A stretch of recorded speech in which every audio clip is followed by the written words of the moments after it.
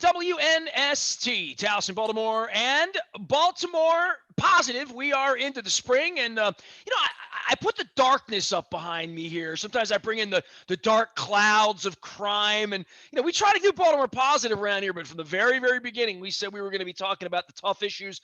All of our Baltimore Positive stuff brought to you by our friends at Wise Markets, and we're having some wise conversations around here, and this will be one of them, as well as our friends at Fadley's, where we're going to be shipping those crab cakes all over the world all summer long and eating them because they're delicious, as well as the mac and cheese, and they're coming to Catonsville soon. And our friends at State Fair are already at Catonsville, and we're looking to get back there. I think next month we're going to get back, and Don Mueller is going to be French pressing coffee in the mornings. Don, we have a, 2.5 years ago, I said, let's start Baltimore Positive. We'll do this. This guy here has run for mayor, and we've gotten to know him over the course of times. And I think when things come up in the issues of crime and prosecution in Baltimore, we reach back to Thiru Vignarajah. Don, I know, we're always bringing people back, but the recurring themes are we're collecting people along the way. This one of our favorite guests, and want to thank also our sponsors at Moeller and Gary Realty. I know Jeff Moeller is eager to get down there and take a look at that condo. By my place. Here's the view. Thiru, you want it? Come on down and get it. There you go. Jeff said give him a call and at MoellerandGary.com, and he'll get that taken care of. But truly, former deputy attorney general, former very active mayoral candidate, one of our favorite guests on Baltimore Positive, Thiru Vignarajah. Thiru, welcome back. Good to see both of you. Good to hear your voices, gentlemen. It is always a fun conversation. And whether we're talking about hard challenges or some of the bright spots, it is a very, very positive conversation. So very much in the spirit of what you guys set forth to do a couple years ago. Well, this time last year, we saw your billboards were up everywhere, right? You're running and like all of that.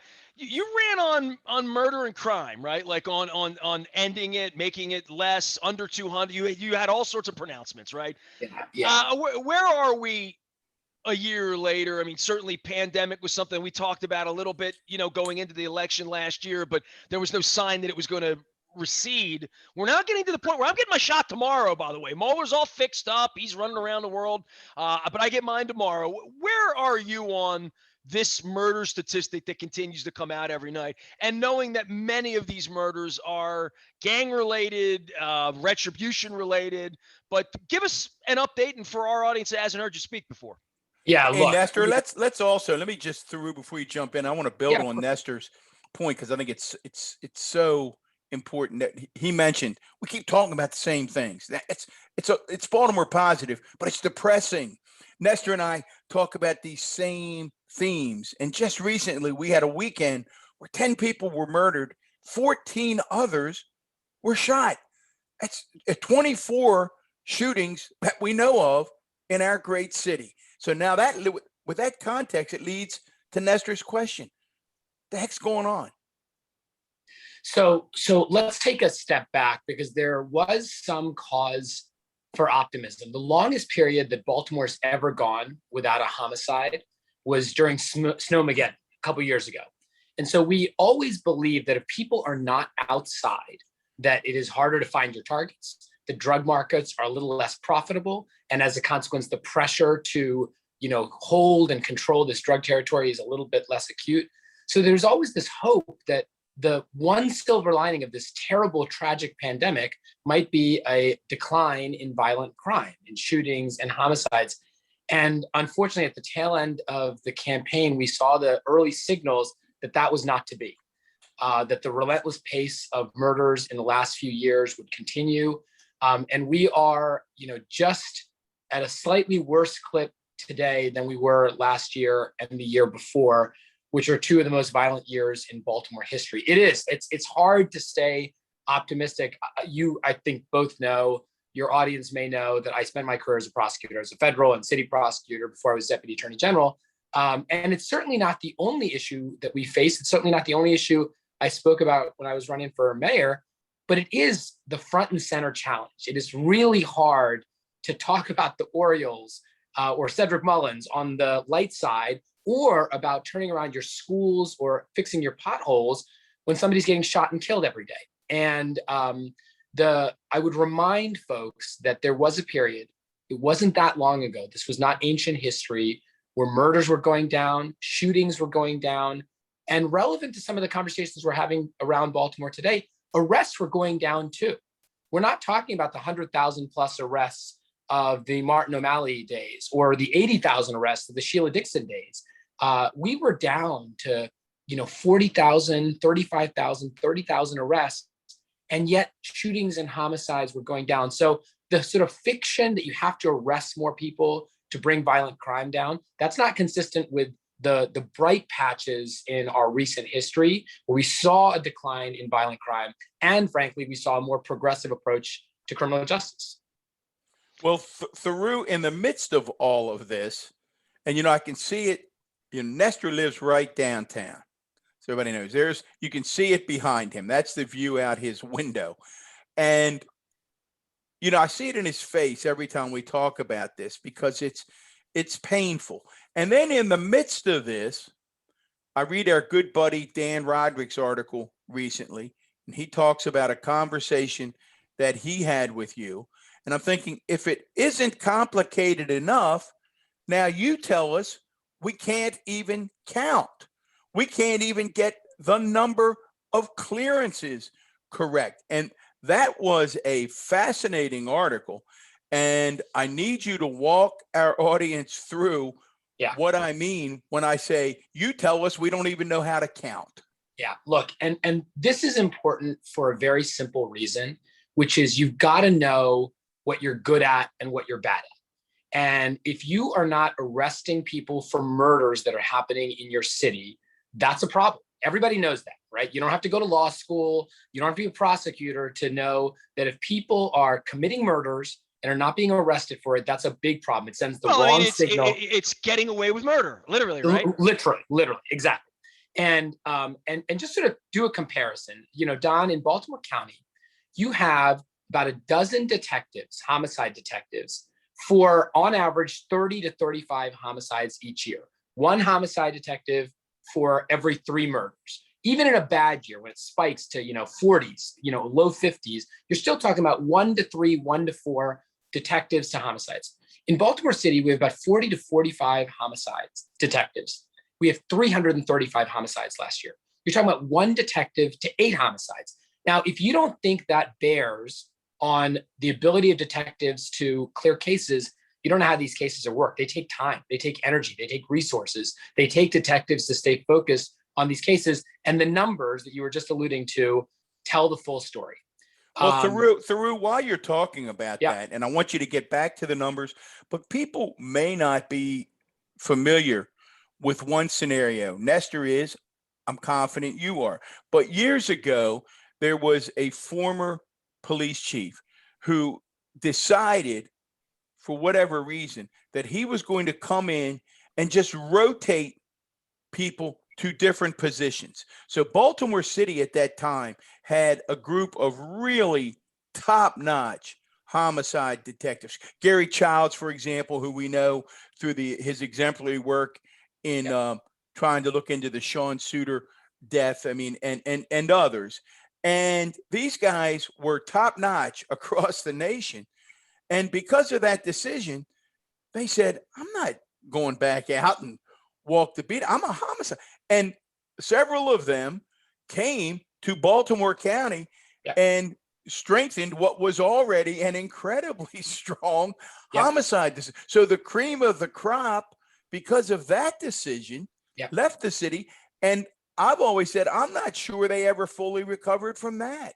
Yeah, my friend, Detective Brian Wolf. A lot of folks know now about Detective Brian Wolf because of Wolf Security, the private security. But before he was sort of well known for that, he was a homicide detective in Baltimore County. And we had a witness murder case. I was a city prosecutor. It was a witness in a city case, but the witness was killed in Baltimore County, in Woodlawn, where I grew up. And I worked that case with county detectives. We prosecuted it in Baltimore County. And I worked with Detective Wolf. They worked on that case tirelessly for months. It was one of a small handful of cases that he and his partner could work on every day, every week for months. And that was a witness murder, but they treat every case that way. So what happens is they solve 90 to 95% of their cases by virtue of an arrest. In Baltimore City, over the last few years, that number is closer to 20%. Now, the reason that's complicated, what you're referring to, Don, to sort of get into the nuts and bolts, is that's not the number you'll hear from the police department. It's not the number you'll hear from the state's attorney. It's not the number you'll hear from the mayor. They will tell you that the clearance rate for Baltimore City is closer to 40%. Now, be clear, 40% is nothing to be positive about. That's still a bad number. Only 40% of murderers being cleared is not something to be crowing about. But that number includes two things. It includes cases that you're solving from previous years, which is okay, but it does mean that you're not really talking about that particular year. And it includes something called exceptional clearances. So if I'm a suspect in somebody's murder, and then I myself am killed, that murder that I was the suspect in is considered solved. It's considered clear. And I get that from an internal allocation of resources. The detectives don't need to work that case anymore. If the suspect has been killed, Detective Wolf can focus on another case. But it does, when you're talking to the public, send a little bit of a mixed signal that your clearance rate is 40% when actually half of those cases were exceptional clearances or cases from the previous year. So we looked at the specific... Thiru. Yeah. Hold on for a second. Two things.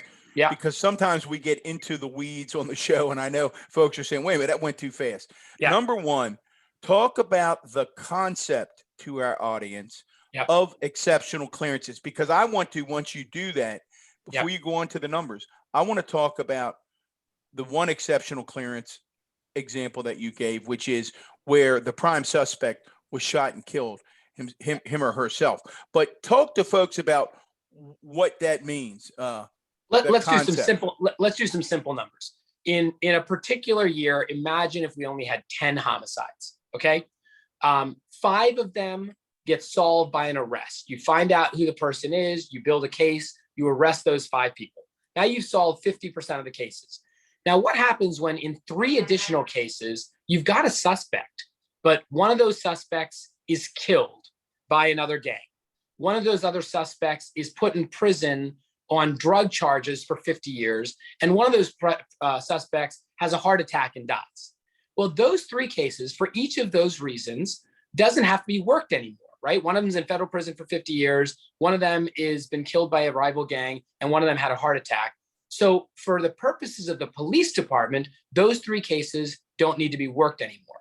But if you tell the public that your clearance rate is now 80%, that 8 out of 10 of the cases have now been solved, the public is like, that's pretty good. 80%, that's a solid solve rate, when actually you only solved 50% of the cases. The other 3 were not because of good police work in particular. It's because a rival gang got to them first. It's because the feds got to him on different charges first. It's because a heart condition got to him first. That is not a measure of how well your police department is doing. It's not a measure of how good your prosecutors are. So in Baltimore City, 2017, 18, and 19, there were 1,001 homicides in those 3 years.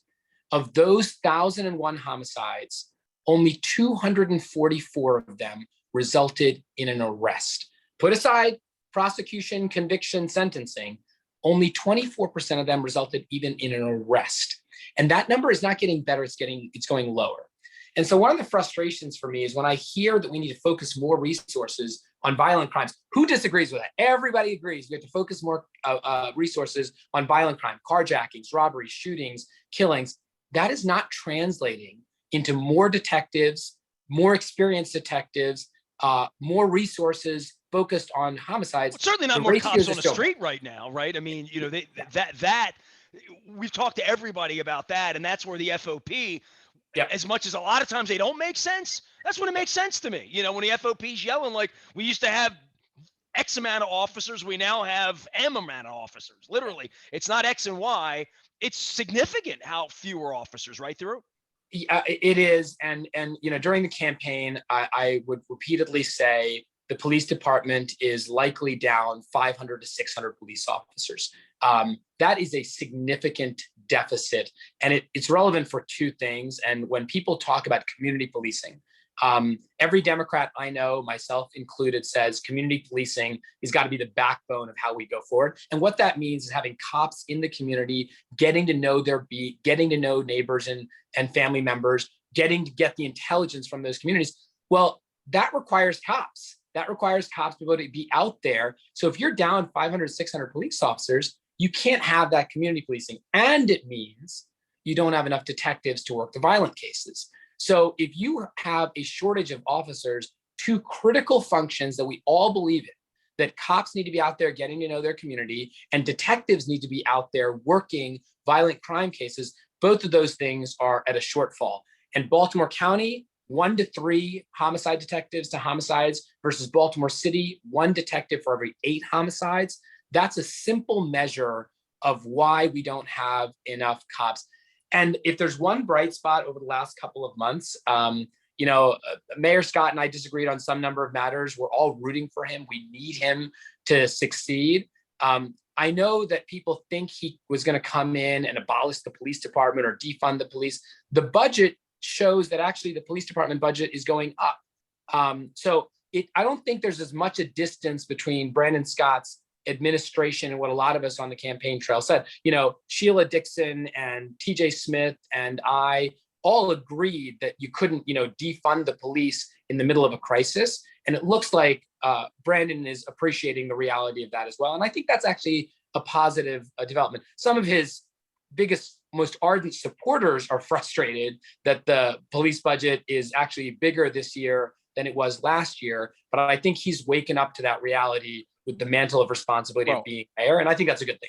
I think there's no doubt. And we've talked to the mayor a number of times. I don't think anyone is more frustrated, has lived it, has walked in those shoes than Brandon Scott. I mean, I think when we have a weekend like we did, I've gotten to, know the mayor, Nestor's gotten to know the mayor.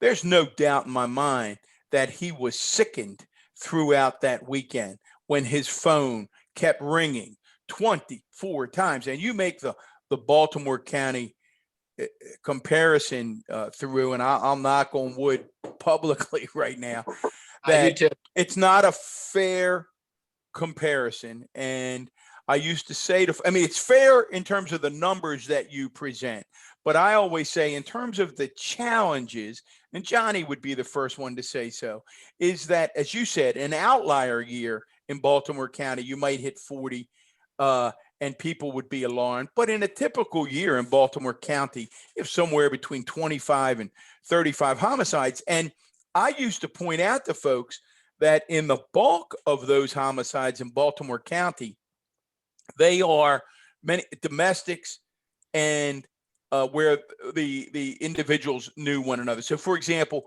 Baltimore County had a fairly violent couple of days recently. And again, as they do it, it's like, oh, what's happening? And I said to folks, wait, take a look at them. One was a son who shot his mother and father. Another was a wife. I said they were not crimes. They were not random crimes. And what I think is so frustrating, and again, where we want you to, I guess this segues into our next topic. John, let me interrupt you. Go ahead, please. I think this is an important clarification, because I had this conversation recently with former police chief Jim Johnson, who I know you know well. It is absolutely true that some proportion of the murders are domestic violence cases, which of course are easier to identify the suspect and build a case against. But if you take those out, Jim Johnson will be first to tell you that the proportion of cases is roughly the same. A lot of the homicides in Baltimore County are drug and gang related too. They're in Woodlawn and Randallstown. They're sort of frankly spillover homicides. Just a smart, and we still solve those, is what you're suggesting. Exactly. No doubt about it. Regularly, my wife would tell you, if I got one of those calls, either as chief of staff or as county executive, that we had just, and I got down, we've had a homicide, I would say to her, it's awful, but I'm going to tell you what, within a week, we're going to have a press release saying we've caught, and hats off to the men and women in the Baltimore County Police Department, because literally by the end of the week, we almost always have them in And custody. Don, I will say, as a point of pride, you have some excellent detectives in Baltimore County, Detective Wolf, Detective Don Anderson. I worked with those guys, tremendous sergeants. We also have great detectives in Baltimore City. But if you're working twice as many homicide Sure. detectives, it's just harder to solve. Harder to solve. Absolutely. Well, now that segues us through to a topic that Nestor and I are very intrigued by, and it's this whole Can issue. I throw one more thing in on murders? Yeah, Because we don't get go to go ahead here often. before we. Yeah. Thiru, I want to. This is probably a Lexington market question, longer, over than in one of these shorter segments. But when these murders happen, these 300 plus murders that happen with gang members, are they trying to hide it? You know what I'm saying? Like when I've read up a lot on the Sean Suiter thing, and whatever happened there, I don't think we're ever going to know. I think there's some of that disturbs me as a citizen, but some of these sort of random drive-by, something that happened over in Highlandtown. First off, Eric Costello is on my Twitter, and there was a murder last night. There's a murder, I'm all, and whether it's in my district or not, but there's something that happened over to Highlandtown with a carjacking and a murder of a 40-year-old man over in an area that I know to be a bit of a Hispanic area up behind Highlandtown where the old Santoni's was. That happened like 2 weeks ago. And it had like 5 a.m. and it was like 3 people in one. And I'm thinking to myself, you're just randomly, basically thugging out to kill somebody. You're doing it on a street. Everyone has cameras and doorbell cameras. I'm thinking, like, how do you get away with a murder like that unless you really orchestrated it to make sure they can't find you? It feels to me like it's not all that sophisticated when there's 300 a year, that it literally is, I'm on drugs, I got a gun, I'm mad, I'm going to go find them. Not anything that feels like a late night movie where there's been a whole lot of, espionage and I'm going to cover my tracks. These are, in many cases, sloppy murders, are they not? I'm actually, while you're doing this, I'm just pulling up some numbers that I gave in the conversation with Dan Rodricks. Murders in Baltimore, no doubt, are becoming more brazen. They are being committed during daytime hours, in public, with witnesses watching. The murder of that MTA bus driver. That's all the more reason to think you should be caught. That if you're doing that, 100%. Not to think that we sit around and think about murdering anybody, but I think if we did, we think about how we would not get caught. And let me give you some very concrete numbers, because these numbers were startling even to me. 42% of the murders that took place in Baltimore City over the past 4 years to happen during daytime hours, 7 a.m. to 7 p.m. 42% of those murders. The exact numbers: 1,153 murders we have a time for. 500 of them happen during 7 a.m. to 7 p.m. So you think that and 7 to 8 p.m. is actually a big hour as well. You think that they're happening at 11 p.m., 2 a.m. under cover of night.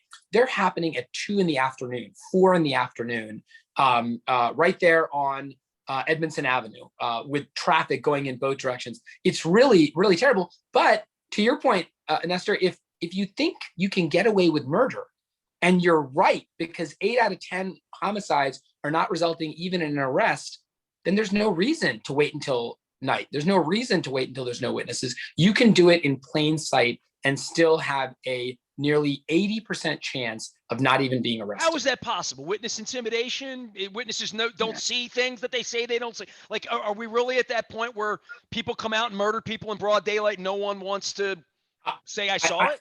I always put a pin in this theory that it's witness intimidation. That has been a factor for 20 years. That is a factor in Baltimore County. It's not like in Randallstown and Dundalk and Woodlawn, people are knocking on detectives' doors and saying, Detective Wolf, I'd like to be a witness in your murder case. It's not happening in Baltimore City. It hasn't happened in Baltimore City for decades. We were solving cases because we had a good ratio of seasoned detectives to cases. They had resources, and we were using the forensic tools that prosecutors and police had to move towards ever since the stop snitching culture happened decades ago across America. We were using wiretaps. We were using undercover operations. We were using confidential informants. And yes, once in a while, you get a witness from the street to reinforce the rest of your case. But rarely is it one witness on the street who raises their hand, says, I'd like to testify in a murder case in Baltimore City, sign me up. That never happens. It never has. That didn't happen in the last 3 or 4 or 5 years. That started happening in the 80s and 90s. Hey, Thiru, as you and Nestor expand on those ideas, I just had a thought. Are you suggesting that if Baltimore City, and this goes back to Nestor's idea of getting away with murder, that if the city were able to augment its homicide division and really begin to train and develop a new cadre, the next Gary Childs group, so to speak, these outstanding homicide detectives who do the work on the street, reduce their caseload, are you suggesting that that's one part of a crime strategy, that by solving existing murders, we actually help prevent new murders? Are you suggesting that?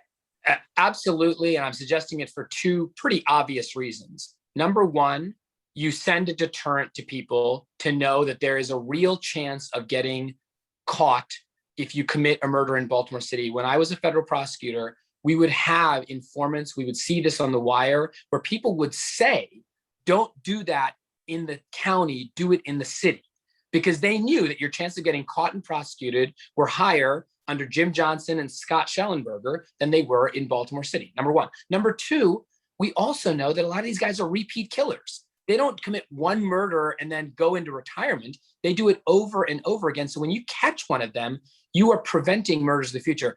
2 very simple policy prescriptions. I obviously talked about this a lot on the campaign trail. Number one, literally, you should think about doubling the size of your homicide division. They could use 50 more homicide detectives. Now, you got to train them. You got to give them resources. You got to give them incentives to stay. That means potentially bringing officers out of retirement. It means taking officers that retired from Baltimore County and giving them incentives to come work in Baltimore City. It means promoting your local professional detectives from robberies and DDU, the district detective units, to homicide.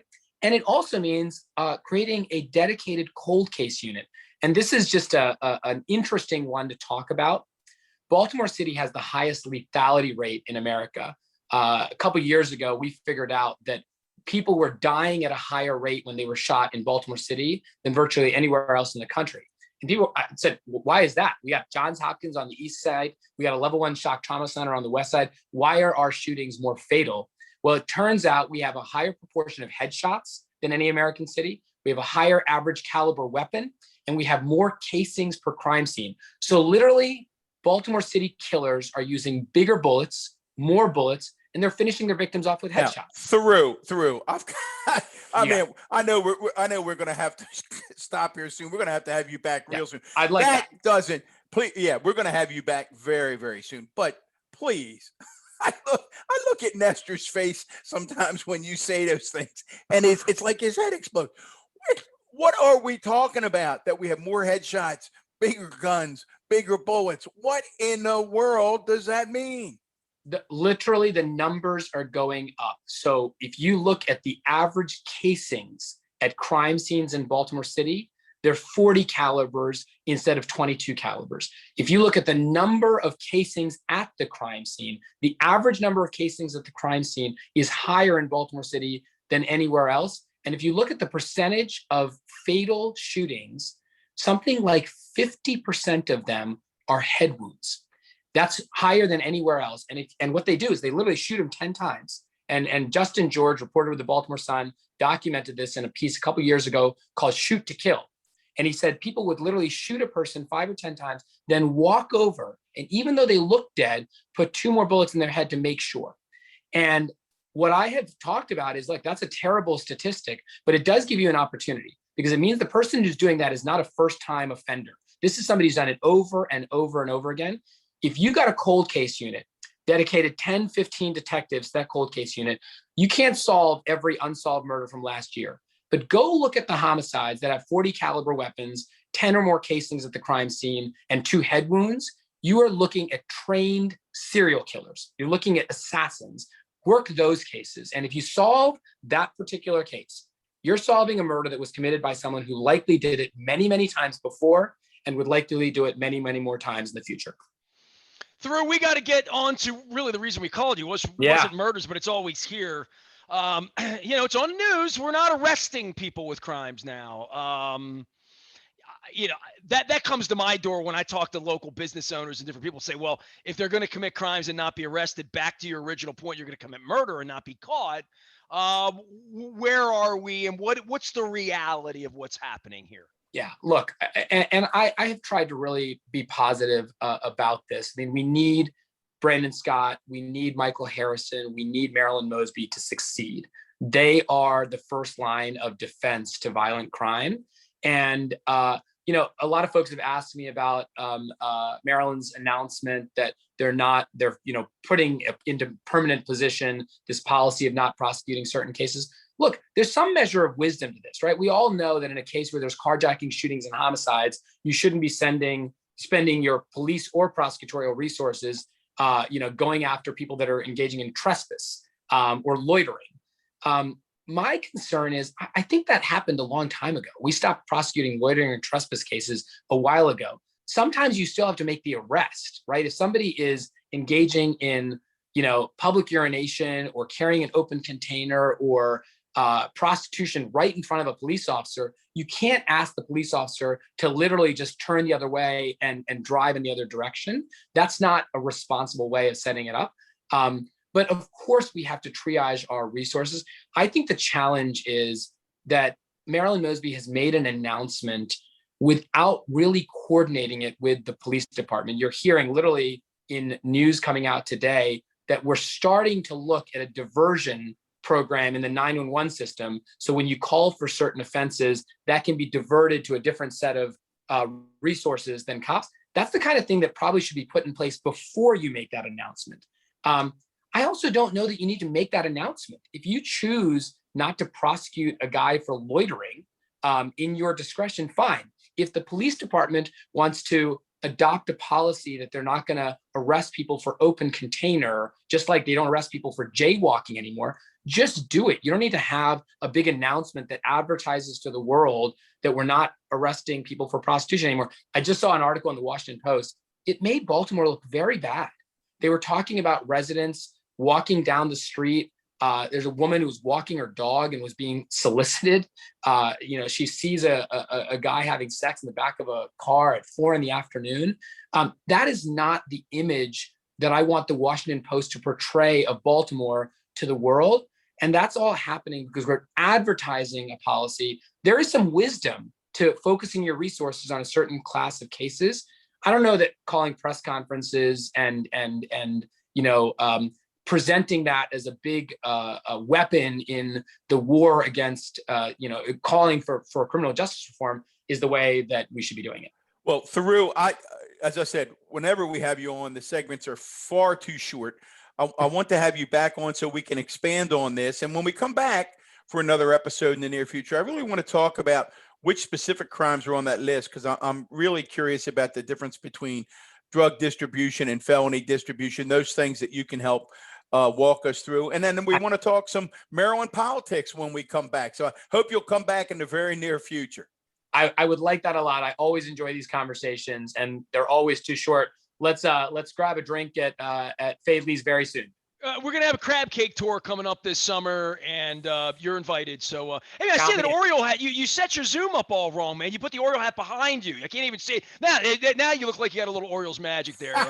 I'm very excited. Some early signs of promise. So there you go. Oh, come on. There you go. You and me, Thiru. Come on, you now. and me. We're Baltimore positive, but we're not Baltimore foolish. Come on now. Eternal. Oriole magic. Make eternal. it happen. See you later, Thiru. We are magic. WNST.net, AM 1570, Taos in Baltimore. We never stop talking Baltimore positive.